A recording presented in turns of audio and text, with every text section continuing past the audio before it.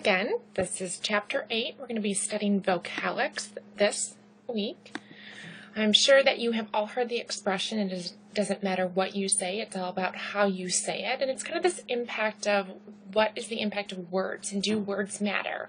And how do we vocally express that? So it's not that words don't have meaning or association. They are important. When it comes down to our verbal message that we're sending to people, it's really about how we approach things, how we say things. So if you say, I love you, versus I love you, versus I love you, right? Same words with meaning, but they're all going to be interpreted differently based on your voice, okay, which is what the study of vocalics is. So in this chapter, we're going to talk about the importance of vocalics as far as what different functions it serves, and then the 9 different types of vocal cues. This is going to be a relatively short chapter. If you've already read this chapter, you may have found it to be dull, to say the least. This is a really interesting topic. However, the way it was presented in this chapter, in my opinion, was a very scientific, or kind of very set up as they couldn't give you one right way to express yourself vocally. The reason for that, what it comes down to, is that most people have kind of this average voice. So unless you have a voice like Sean Connery, right, the extreme case of a voice that we enjoy listening to, or the case of like a Fran Drescher in The Nanny, right, where it's a very nasally and potentially painful voice to listen to, okay, most people fall within this normal range, okay, that we accept and we can tolerate. And so how do we, with average voices, right, kind of exemplify certain characteristics or certain traits? So you probably have heard, or at least if you've ever taken a public speaking class or speech class in high school, your instructors probably talked about the importance of vocalics as far as speech rate go, your fluency, are you articulate, do you pronounce words correctly, right, are you too loud or too quiet? And those are all part of the vocal cues that we're going to talk about. At the end of the chapter, they briefly list some of the characteristics that are tied to certain traits, but this is more of kind of a definitional, factual chapter. There are different functions what the voice is going to serve, such as expressing emotion, managing your impressions, and also regulating conversation. The end of the chapter, we're going to talk about that, but before we do, we're going to talk about this importance of the vocal cues. So there are 9 vocal cues. The first one is loudness, so that's the decibel of your voice. Again, unless you are incredibly loud or very, very, very quiet, right, most of the time we can hear each other. Okay, when we talked about distance, remember we talked about that idea of outside of 25 feet, we cannot hear people. So you want to make sure that if you are speaking to a large audience, that maybe you use a microphone, right, or you face them directly, okay, so they should be out in front of you to be able to, project your voice clearly. Again, not a huge problem that most of us face on a day-to-day basis. The next type of vocal cue is pitch, and those are the musical notes, right? And I kind of bob my head as I say that because that's how I always think of pitch, right? Is the pleasing or kind of the soothing sense of a voice. The wider your range with regard to pitch, the more kind of pleasant we think your voice would be. And that kind of makes sense if you think of it as the true music. If you think of like the show American Idol, if they can, go higher or lower vocally, they have a wider range and they can sing different types of music. So it's kind of thought of as a more positive trait. Same thing exists with everyday, vocal inflection in relation to pitch. The third different vocal cue is the rate. So that is the number of sounds that you emit at any given time frame. Okay, so whether you speak too fast or too slow, I am a hyper speaker, so I speak incredibly quickly. When I taught at the University of Kentucky, which is in Lexington, Kentucky, okay, so we're talking about the South, very, very slow speaking students. I speak on average about 220 words per minute. Some of my students only spoke about 70 words per minute. Okay, so that's a huge discrepancy. And a lot of them would just sit there and look at me like, what? Slow down. And when they would go to give their speeches, when I taught public speaking, I would think, we gotta get moving here, right? Part of that idea of rate is a duration, which is the length of time between each individual sound. So sometimes it's not that people are particularly slow speakers, as in they can get in a lot of content, but they all have this odd pause between each sound, right? Sometimes it's because people are thinking, right? Some people are very articulate with what they choose to say, but for a lot of us, we're going, okay, come on, move along, get to the point, keep going with it, okay? Especially here in Northern Michigan, if you've grown up here, although sometimes, people down in like Detroit or Grand Rapids will kind of tease us about being, Northerners, and living in rural areas, but we tend to speak pretty quickly, or we want people to kind of move it along and keep the pace going, okay? That's all a part of rate and duration. The quality, okay, which is going to be your fifth type of vocal cue, has to do with your vocal characteristics that are going to be different from other people. So we can pick up on people's voice, and you've known that, right? Or somebody's maybe called your house, they knew who you were before you even picked up the phone, or you remember somebody by their voice. Some people have more distinct voices than other people. Okay, there's some voices that are going to be easier to listen to. That idea of kind of that soothing quality, or they have a raspy voice, or they have a squeaky, high-pitched voice, okay, that mousy voice, that's when we're dealing with the issue of quality when it comes to vocal cues. Then the regularity deals with the rhythm of your voice. So if you think back to pitch and kind of the musical notes, does it follow a rhythm, right? Does it follow kind of a structure, or does it feel very choppy when someone talks to you? Okay, where does that structure kind of come into play? So again, going back to the musical, and I'm sure the people who have actually studied music are cringing at me giving these very broad examples, but the idea of having a certain pitch, okay, and using that to,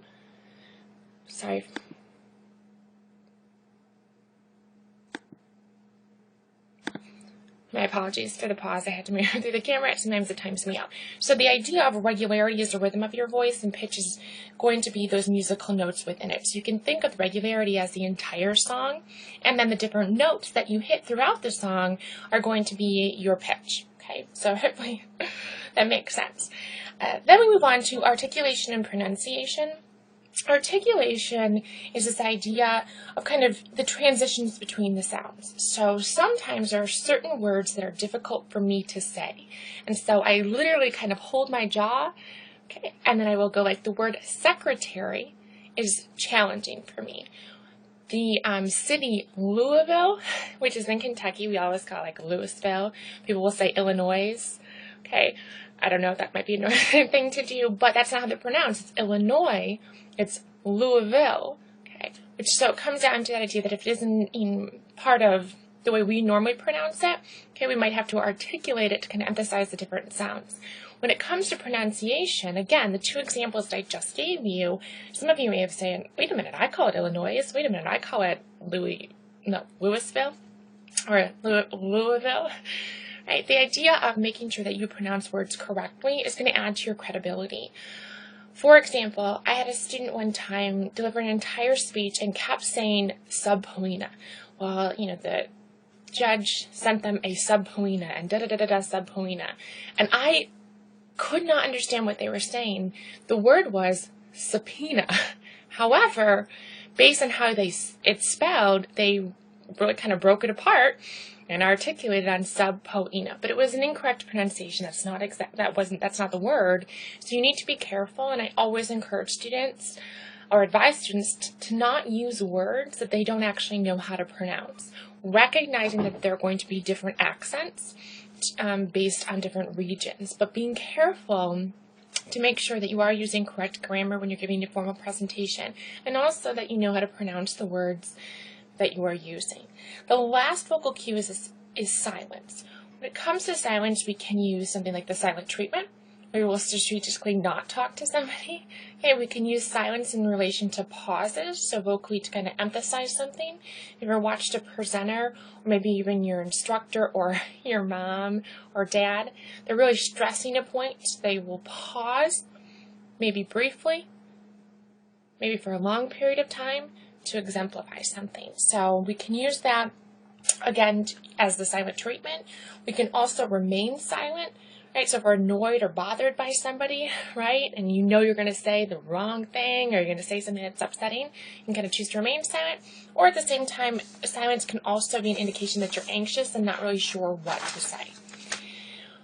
Moving on now to the different functions. So we have those 9 different types of vocal cues, and what do we use those for? The first function is going to be to express our emotion.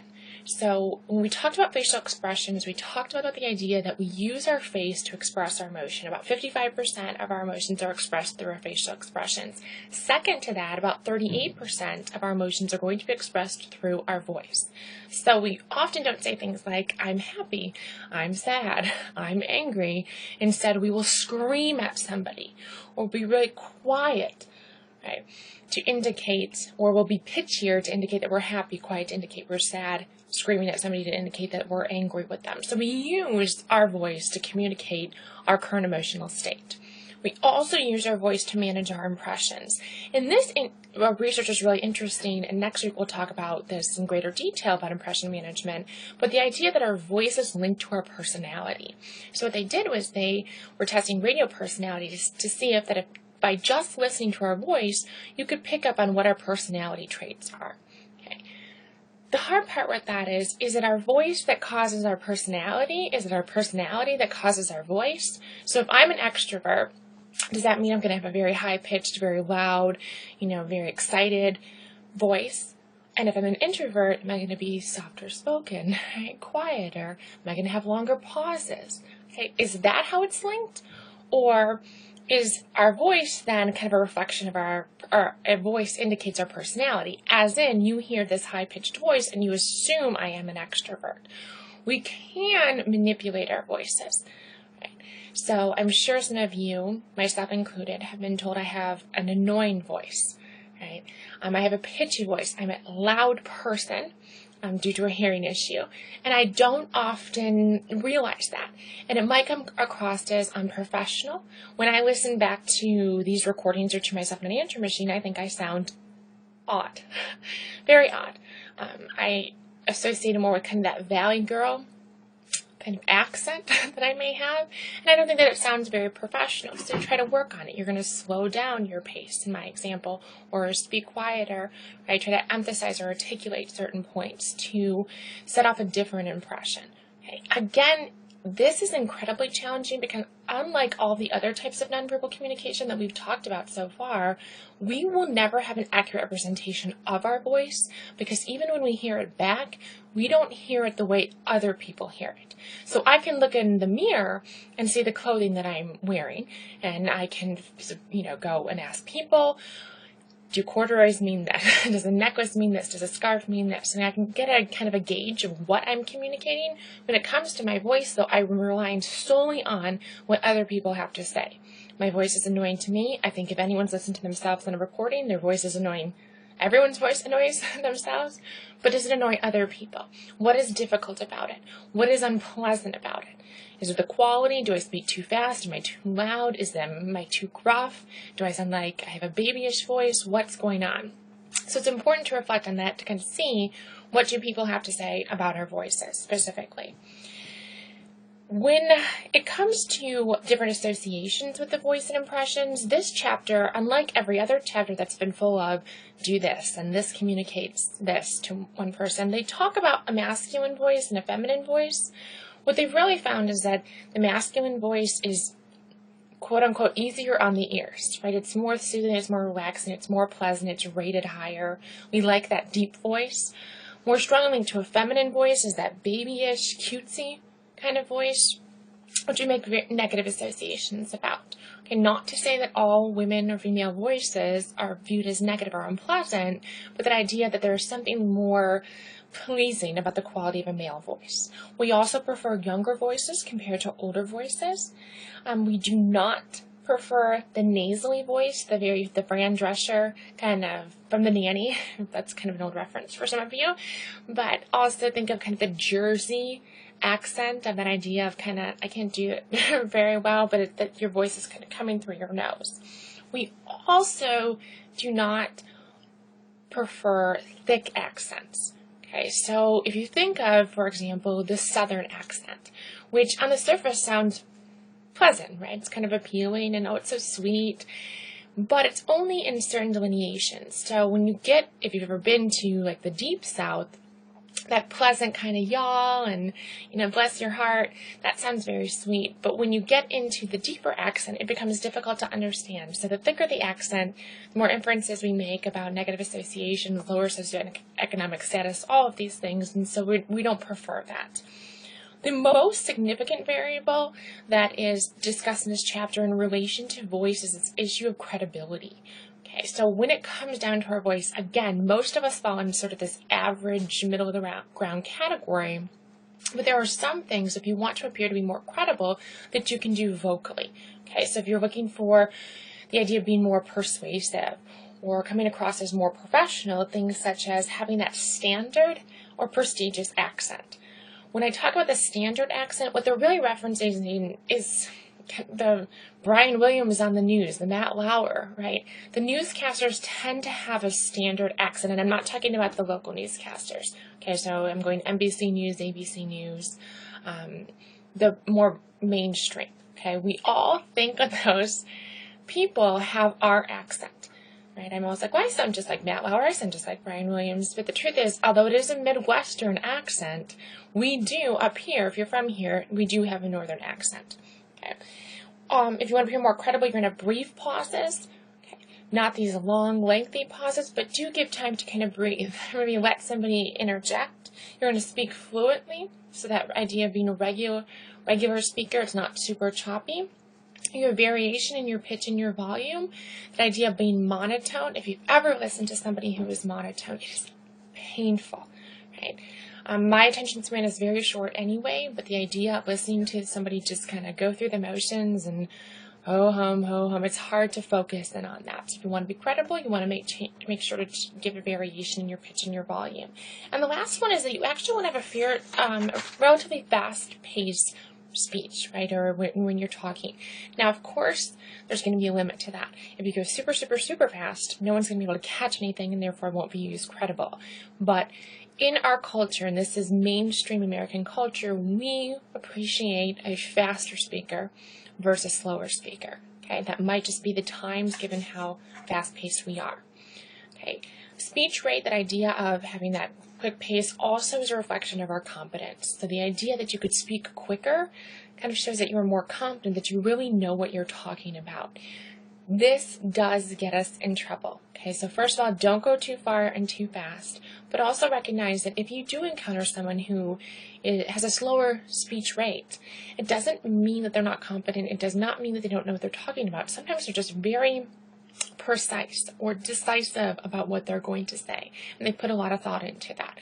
Problem is, in our culture, because we are so fast-paced, we're literally, sitting there snapping our fingers going, let's go, we need to move it along, get to the point, hurry it up, what is the conclusion? Which I'm sure many of you, even though I'm a hyper speaker, have done during these presentations. Like, okay, when is she going to be over? When are we going to get to the end of this, right? Or you've zoned out somewhere along the way. When we talk about impression management, we will also talk about this issue of mirroring, which I've discussed in almost every single chapter, right? This idea that you do what other people are doing. The same thing goes vocally. If someone's speaking loud, you speak loud. If someone's speaking really fast, you speak really fast. We like when people accommodate to our communication, right? It makes us feel included in the engagement, in the conversation. So we mirror that back and forth. It's a way to be inclusive.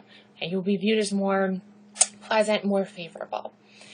The last function is about controlling conversations, right? And they call it the regulatory function. And that is all about turn taking, which we talked about when we talked about facial expressions and eye contact, right? Of when we look at people, when we look away, how we turn our body in order to have these conversations. We do the same thing vocally, okay? And it makes sense that I will kind of cue in or maybe offer a silence or pause in order to let you now have your turn to speak. Okay, we kind of trail off at the end of our conversation or our turn so the other person can begin theirs. This should come as no surprise to you, but they talk about this idea of that the loudest person is often the person that has the floor or gets their turn to speak. Right? They kind of can dominate over, and loudness is a sign of domination. Right, that I'm a dominant personality, the louder I can get, and also is reflected in male gender. Right, so when it comes down to a man and a woman, and both people want to speak, more than likely, okay, Okay, this is not 100% the case because I'm sure you all could give me an example of when a woman has run out on that. But because the male voice can get louder, right, if he chooses to, he'll be able to control the conversation or at least take the turn and have the floor.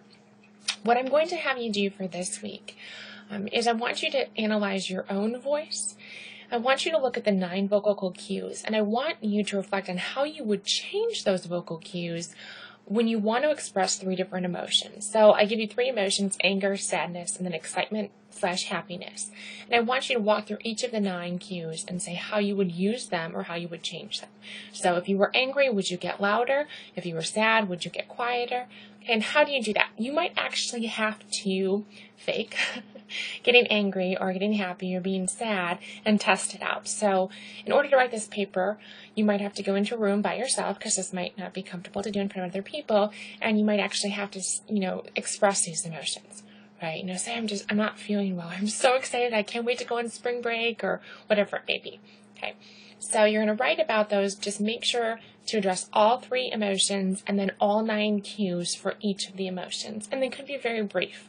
As I just stated, when I'm angry, I will increase the volume of my voice, right? When I'm sad, I will decrease the volume of my voice. Just that simply, right? So I will see you next week. We're actually going to shift gear. This was the last big type of nonverbal communication. Next week, we're covering chapter 9, and this is where we're going to talk about impression management more broadly and talk about some of the stereotypes that go along with that. I will see you next week for chapter 9.